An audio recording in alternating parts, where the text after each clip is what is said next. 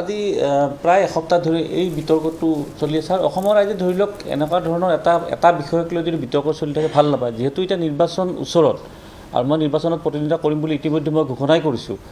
গতিকে এতিয়া নিৰ্বাচনী প্ৰচাৰত মই অহা কাইলৈৰ পৰা মই সম্পূৰ্ণ তাত থাকি মই প্ৰচাৰ কৰিম। গতিকে এই ধৰণৰ ধৰি লওক এটা দলৰ মাজত খেলিমেলি হৈ থকাটো ময়ো নিবিচাৰোঁ, কাৰণ প্ৰত্যেকৰ এটা নিজা নিজা ভৱিষ্যত আছে, ৰাজনৈতিক ভৱিষ্যত। গতিকে সেই গোটেই কথা চিন্তা কৰি আৰু লগতে আপোনাৰ কি হ'ল, যোৱাকালি আৰু এটা কথা ডাঙৰ কথা হৈছিল খুব, যে আমাৰ জাতীয় পৰিষদ দলৰ লগত যুৱ শক্তিৰ যিবোৰ নামনি অসমৰ যুৱকসকল জড়িত হৈ আছিলে, সেই যুৱকসকল আজি 4 দিনে মোৰ লগত তেখেতসকলে প্ৰচাৰ অভিযানত থকাৰ বাবে সকলোলৈ কাৰেণ্ট দৰ্শাৰ জাননী জাৰি কৰিছে লুৰিণজ্যোতি গগৈৰ নিৰ্দেশত।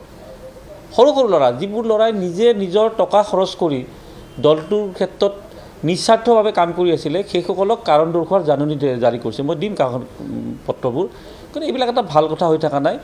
কাৰণ দলটোৰ এনেকুৱা স্থিতিও নাই যে ইয়াতে তাৰমানে একেবাৰে বিৰাট শক্তি আছে দলটোৰ, যোনে তোনে জিতি কৰিব, তেনে দলটোৰ অৱস্থাই নাই। তেনেস্থলত যেতিয়া উঠি অহা যুৱ প্ৰজন্মক কেৱল মোৰ লগত ঘূৰি থকাৰ কাৰণে কাৰণ দৰ্শোৱাৰ জাননী দিব, এইটোৱে ল'ৰাখিনিও সহ্য কৰিব পাৰে নাই। যুৱকসকলে সকলোৱে আজি দলে বলে সকলোৱে ত্যাগ কৰিম বুলি কৈছে। এতিয়া নামনি অসম জাতীয় পৰিষদ শূন্য বুলি ক'লেও ভুল নহ'ব আৰু। গতিকে এতিয়া আৰু এই বিতৰ্কটো লৈ আৰু মই লুৰিণ সম্পৰ্কে আৰু মই ভৱিষ্যতৰ মন্তব্য দিব খোজা নাই। এতিয়া অহা কাইলৈৰ পৰা মোৰ নিৰ্বাচনী প্ৰচাৰ অভিযান আৰম্ভ হ'ব। তাত আপোনালোকে গম পাব ৰাইজৰ কাৰ সমৰ্থন আছে কাৰ নাই। আৰু এটা কথা কি, হয়তো আপোনালোকে কথাটো বেলেগকৈ নল'ব, বহুতে ভাবিছে দুলু আহমেদে পদত্যাগ কৰিছে, নিশ্চয় কিবা সিদ্ধান্ত ল'ব। তেনেকুৱা কোনো ধৰণৰ সিদ্ধান্ত নাই। মই জাতীয় পৰিষদটো মই প্ৰথমেই কৈছিলোঁ যে জাতীয় পৰিষদে মোক দলে প্ৰাৰ্থিত্ব দিয়ক নিদিয়ক, মই জাহাজৰ ছবিত প্ৰতিনিধিত্ব কৰিম। আৰু সেইটোত মই আজিও কৈছোঁ, মই জাহাজৰ ছবিতে প্ৰতিনিধিত্ব কৰিম। জাহাজৰ ছবি অসম জাতীয় পৰিষদৰ স্থায়ী নহয়।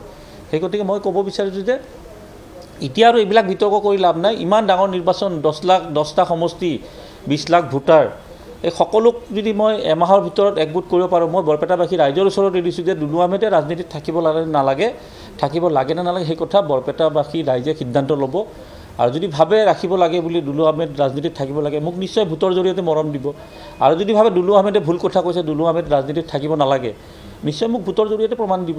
গতিকে মই এই সমগ্ৰ মোৰ বিষয়টো মই বৰপেটাবাসী ৰাইজৰ ওপৰত এৰি দিলোঁ, হাজোবাসী ৰাইজৰ ওপৰত এৰি দিলোঁ। কাৰণ হাজো মোৰ হৈ গ'ল গৃহ সমষ্টি, আৰু এইবাৰ হাজো সমষ্টি বৰপেটা সমষ্টিত অন্তৰ্ভুক্ত হৈছে, বৰপেটা লোকসভা সমষ্টিত। গতিকে মই এতিয়া অহাকালিৰ পৰা নিৰ্বাচনী প্ৰচাৰ কৰিম। আৰু ইয়াত আৰু লুৰিণজ্যোতি সম্পৰ্কে, জাতীয় পৰিষদ সম্পৰ্কে আৰু মই আৰু মন্তব্য নিদিওঁ আজিৰ পৰা। তথাপিও আপুনি কিমান আশাবাদী, আপোনাৰ যিহেতু দল আপোনাৰ লগত মোটামুটি নাই বুলি ক'ব লাগিব, আপুনি নিৰ্দলীয়ভাৱে? মই এটা কথা আপোনালোকৰ বুজি পোৱা নাই। অসম জাতীয় পৰিষদ দলৰ জাহাজটো নিৰ্দলীয় ছবি। লুৰিণজ্যোতি গগৈ নিৰ্দলীয় ছবিতে প্ৰতিনিধিত্ব কৰিব লাগিব। তেওঁ এটা দলৰ সভাপতিৰ কাৰণে তেওঁ দলটোৰ নামটো আহে, মোৰ ক্ষেত্ৰত দলৰ নামটো নাহিব। কিন্তু জাহাজৰ ছবিত তেওঁ প্ৰতিনিধিত্ব কৰিব, মই কৰিম, তাততো আৰু কোনো সন্দেহ নাই। সেইটো নিৰ্দলীয় প্ৰতীক। আপোনালোকে মই ইমানবাৰ সংবাদ মাধ্যমত কৈছোঁ যে জাহাজৰ প্ৰতীকটো নিৰ্দলীয় প্ৰতীক। এইটো কোনো দাবী কৰিব নোৱাৰে। আপোনালোকে যদি মই যদি জাহাজৰ প্ৰতীকত নিৰ্বাচন খেলিম বুলি কোৱাটো ভুল হৈছে, আপোনালোকে দলৰ সভাপতি লুৰিণজ্যোতি গগৈক সোধক, ফোন কৰি সোধক বা মোবাইলত যোগাযোগ কৰক যে দুলু আহমেদৰ জাহাজৰ ছবি নিৰ্বাচন যে খেলিম বুলি কৈছে, সেইটো তেখেতে আপুনি বাধা দিব পাৰিব নেকি? সেই ছবিটো আপোনালোকৰ দলৰ স্থায়ী প্ৰতীক হয়নে নহয়? এই কথাটো আপোনালোকে খালি মোৰ মন্তব্যটো লৈ আছে। তাত জাহাজ সম্পৰ্কে আজিলৈ তেখেতক কিয় সুধিব পৰা নাই? জাহাজৰ প্ৰতীক সম্পৰ্কে তেখেতকো সোধক না। তেখেতে যদি কয় যে নহয়, জাহাজৰ প্ৰতীকটোত দুলু আহমেদে নিৰ্বাচনত প্ৰতিনিধিত্ব কৰিব নোৱাৰে, তেনেহ'লে আইনী ব্যৱস্থা ল'ব। আৰু মই যদি ভুল কৰিছোঁ, মই আইনী ব্যৱস্থা ল'ব। আৰু তেওঁ যদি মিছাকৈ কয় যে জাহাজৰ প্ৰতীক দুলু আহমেদে ব্যৱহাৰ কৰিব, তেতিয়া মই আইনী ব্যৱস্থা দিম, কিয় নোৱাৰে বুলি। কথাটো একপক্ষীয় হ'ব নালাগে। মই স্পষ্টকৈ আজিও কৈ আছোঁ, মই জাহাজৰ ছবিত প্ৰতিনিধিত্ব কৰিছোঁ। 2021 জাহাজৰ ছবি অসম জাতীয় পৰিষদৰ স্থায়ী ছবি প্ৰতীক নাছিলে, যাৰ বাবে কমল কুমাৰ বিদ্যুৎ ভৱানীপুৰত ৰাইজৰ দলৰ পৰা প্ৰতিনিধিত্ব কৰিছিলে একেটাই জাহাজৰ ছবিত। গতিকে মোৰ জাহাজ, মই জাহাজৰ ছবিত প্ৰতিনিধিত্ব কৰিম, সেইটো সঁচা নে মিছা এটা দলৰ সভাপতি আজিলৈ কিন্তু মই আপোনালোকৰ মন্তব্য লোৱা মই দেখা নাই। কিন্তু তেওঁ জাহাজখন অসম জাতীয় পৰিষদৰ স্থায়ী প্ৰতীক হয়নে নহয়, সেই মন্তব্যটো আপোনালোকে কিয় ল'ব পৰা নাই? ফোন যোগে লওক। প্ৰত্যেক কথাত তেখেতে পলাই থাকিলেতো নহ'ব। ৰাইজক স্পষ্ট কৰক। মই যেনেকৈ নিৰ্দলীয়, তেওঁ নিৰ্দলীয়। তেওঁ এটা জাতীয় পৰিষদ বুলি এটা ভেজাল আঞ্চলিক দল গঠন কৰিছে, কালি ময়ো এটা কৰি ল'ব পাৰোঁ তেনেকুৱা, যে অমুক বৰপেটা জাতীয় পৰিষদ, জাহাজৰ ছবিটোতো একেই আছে। কথাটো তাত নহয় জানো? যদি লুৰিণজ্যোতি গগৈ অসম জাতীয় পৰিষদ বুলি এটা দল গঠন কৰি নিৰ্দলীয় চিম্বল ল'ব পাৰে, মই যদি বৰপেটা জাতীয় পৰিষদ বুলি কৈ এটা গঠন কৰোঁ, গঠন কৰাটো কোনো বাধা নাই। কথা এটা কৈছোঁ মই এইবিলাক টেকনিকেল কথা।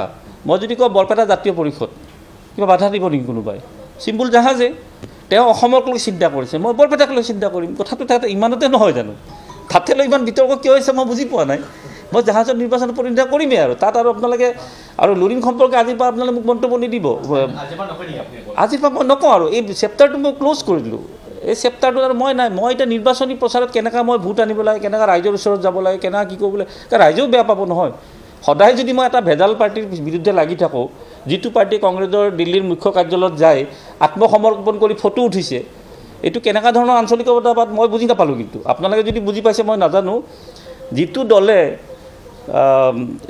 লুৰিণজ্যোতি গগৈ নিৰ্বাচনৰ পূৰ্বে যেতিয়া 17 ডিচেম্বৰত অসম জাতীয় পৰিষদ দলৰ সভাপতি পদ লৈছিলে তেখেতৰ স্পষ্ট কথা আছিলে কোনো ৰাষ্ট্ৰীয় দলৰ অক্সিজেন লৈ আমি জীয়াই নাথাকোঁ অসম জাতীয় পৰিষদ দল আপোচবিহীন যাত্ৰা সংগ্ৰামী সত্ৰা বজ্ৰকণ্ঠ এইবিলাক কথাত ময়ো ভাবিলোঁ এজন মানে আঞ্চলিকৰ এজন লিডাৰ নেতা এজন পালোঁ মই যোগদান কৰিলোঁ আৰু সেইটো যোগদানটো মোৰ আটাইতকৈ ভুল সিদ্ধান্ত আছিলে আজি কি হ'ল সম্পূৰ্ণ কংগ্ৰেছৰ ওচৰত শৰণাপন্ন হ'লনে নাই দিল্লীৰ মুখ্য কাৰ্যালয়ত যায় খাৰ্গেৰ অফিচত মুকলিকৈ ফটো উঠাইছে এইটো কি ধৰণৰ জাতীয়তাবাদ মই বুজি পোৱা নাই অসমৰ ৰাইজে বুজি পোৱা নাই কাৰণ কেৱল নিজৰ স্বাৰ্থত 13 আৰু 1 ফৰ্মুলাটো কেনেকুৱা ধৰণৰ বুজি পোৱা নাই যে এই 14টা দল যে অসন্তুষ্ট হৈ ওলাই আহিল লুৰিণজ্যোতি গগৈৰ নৈতিক দায়িত্ব লৈ তেখেতে ক'ব লাগিছিল যে 13খন নহয় আপোনালোকে 14খনেই লওক এই 15টা দল একলগ হৈ তেখেতসকলে নতুনকৈ আকৌ বিৰোধী ঐক্য মঞ্চ গঠন কৰি যদি নিৰ্বাচনত প্ৰতিদ্বন্দ্বিতা কৰিলে অসমৰ ৰাইজে কংগ্ৰেছক বেয়া পালে হয়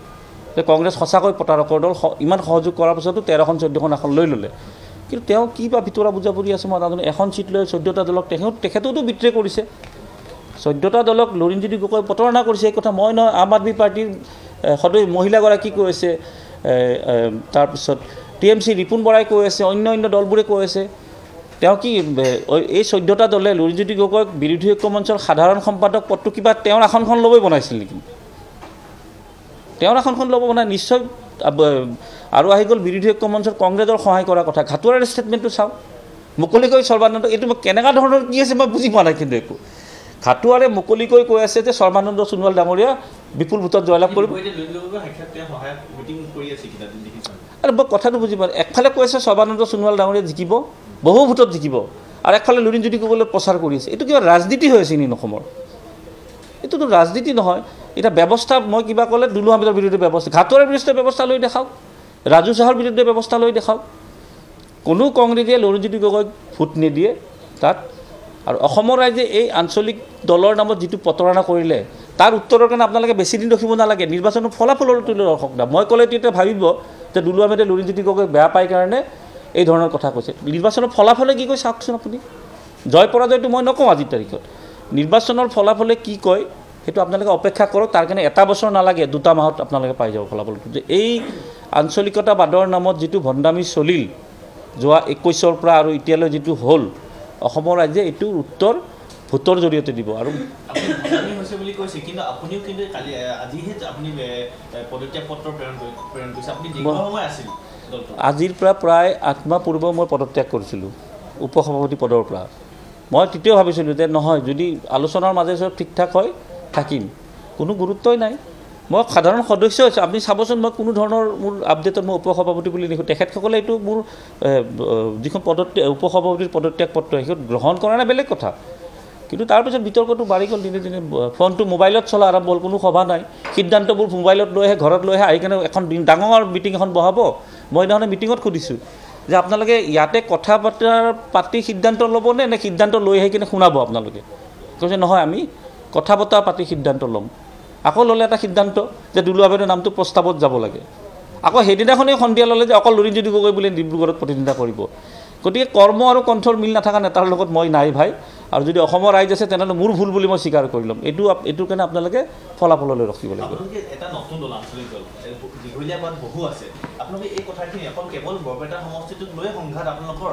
বাকী কথাবিলাক মিলাব পৰা নাছিল মানে নহৈছিল আলোচনা অলপ আপুনিও এয়াৰ ফেয়াৰ বা কিবা তেনেকুৱা ধৰণৰ কথা আলোচনা নহ'ল নেকি আপোনালোকৰ মনোৰঞ্জন তালুকদাৰে কিয় মনোনয়ন পত্ৰ দিব লগা হ'ল বৰপেটাত বিৰোধী ঐক্য মঞ্চততো তেওঁ প্ৰত্যেকখন সভাত আছিলে ভূপেন বৰাই হওক লুৰিণজ্যোতি গগৈ হওক তেখেতকতো প্ৰত্যেকখন সভাত আসনখন দিম বুলি কৈছিলে কিয় নিদিলে যদি মনোৰঞ্জন তালুকদাৰ খেলিব পাৰে বৰপেটা লোকসভাৰ পৰা যি মনোৰঞ্জন তালুকদাৰে নিজে সংবাদ মাধ্যমত কৈছিলে অসমৰ 14টা লোকসভা সমষ্টিত এটা লোকসভা সমষ্টিত 30,000 পৰা 50,000 ভোট CPM-ৰ আছে তে মোৰ বৰপেটা লোকসভা সমষ্টিত হাজোৰ পৰা মই 54,000 ভোট পাইছোঁ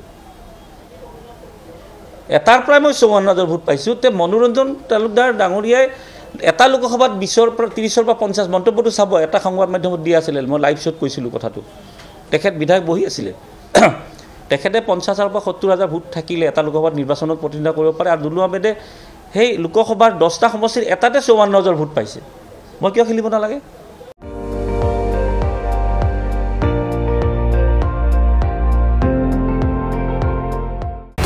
আপুনি চাই আছে ND24 সৰ্বশ্ৰেষ্ঠ নহয় সৰ্বোত্তমৰ দৌৰ